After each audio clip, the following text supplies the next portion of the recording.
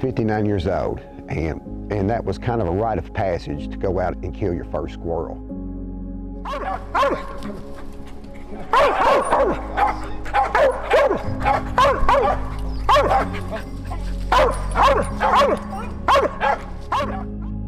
And my heart and desire is to be out tromping through the swamps and the hardwoods with some dogs and a 22 by my side.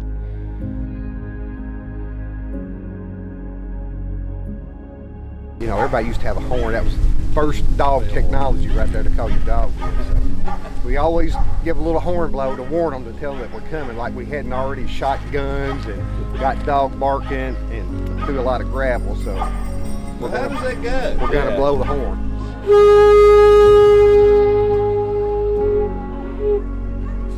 They've been warned. They get killed. It's their fault now. Let's go, boys. The dogs is ready.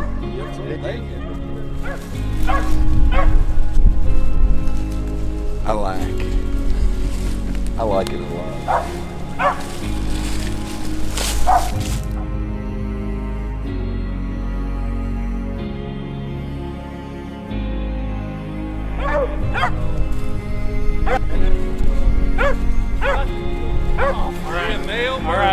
Look. Okay, who all bet with me? Who all bet? Who all bet?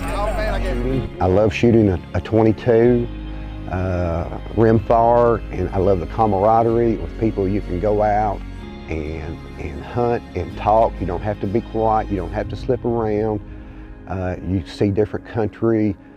You can be down here in the bottomlands, which you go up in the hills and just see the different geography and landscapes that are out there. And just about you can go to any state and go small game hunting.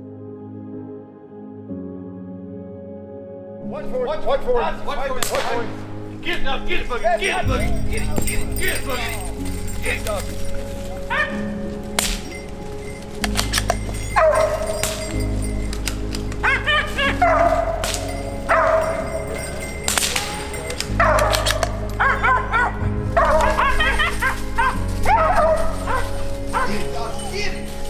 Watch for it.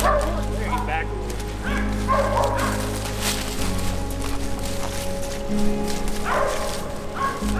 Good job, Brownie.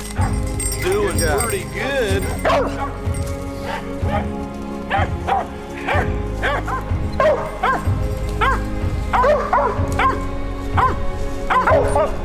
To me, a squirrel dog is not just a dog that goes out and trees a squirrel, but he can use his nose, his ears, and his eyes.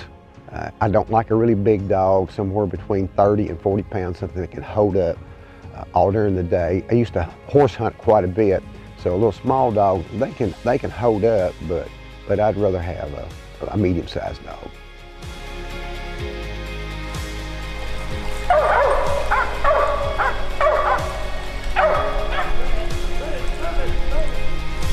My dad, he hunted with a Bruno #1 with double set triggers, and I inherited it, and I take it hunting all the time, and it feels like I've got him with me.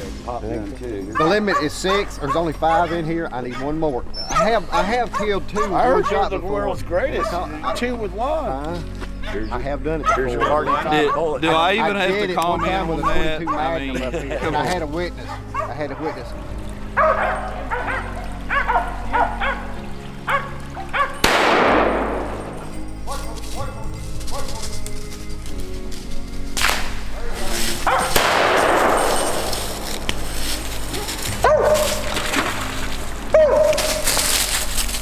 Squirrel meat is probably one of the best wild game meats. It's got a flavor kind of all its own, kind of a real mild. You know they predominantly feed on hickory nuts and acorns and tree buds this time of the year. They're eating elm and water maples, so the meat is very, very mild tasting, white. It's not, it is just a nice meat. I was cooking and trying to bring it to other people that, hey, I grew up eating a squirrel, or I haven't had any squirrel in a long time, or I've never had a squirrel and I can't believe it tastes this good. So that's kind of a number that I couldn't come up with right off the top of my head. But as far as cleaning squirrels, I don't think there's too many people walking around nowadays clean as many squirrels as I have. I remember one time in And up the Michigan and Manistee there, I skinned 58 in one night. The other boys gutted them, but I pulled the hide off of them. Up here for like 52 years, tromping, and I've squirrel hunted for 52 years, and it's just like breathing air to me. I think, well, everybody should be able to do it. That's why I get tore up sometimes, because it's just natural. That big brown dog of mine gets on the other side of that ridge right there, and I can see that he's concentrating in an area, which probably means he's in something. But if it's showing me he's barking, oh, that is gold right there, because it might save me from walking over that ridge and down the other side or not, you know. I would say for someone out there that is interested in hunting for the first time and hasn't started, first find you a place. There's lots of public land around, and a lot of people will let you small game hunt that may have a deer lease or something there if you come in after deer season. Now, they won't most likely let you come in there during deer season, but there's a lot of opportunities out there. The season lasts long.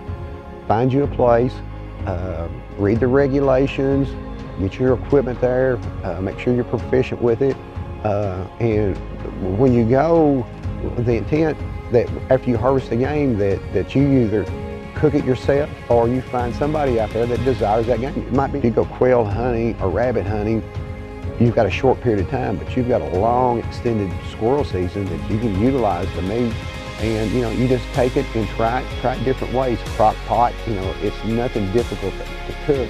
It's kind of like, you know, skinning a squirrel. The first time that I skinned a squirrel, I was not very successful, but over a period of time I developed some skills, and that's the same with cooking small game meat, cooking squirrel meat. It takes a period of time to kind of get a hold of what's going on.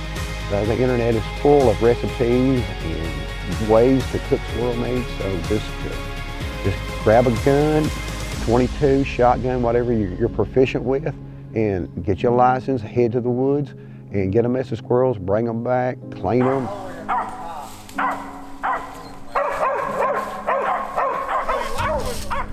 for him, Boogie. Get him, Boogie, get him.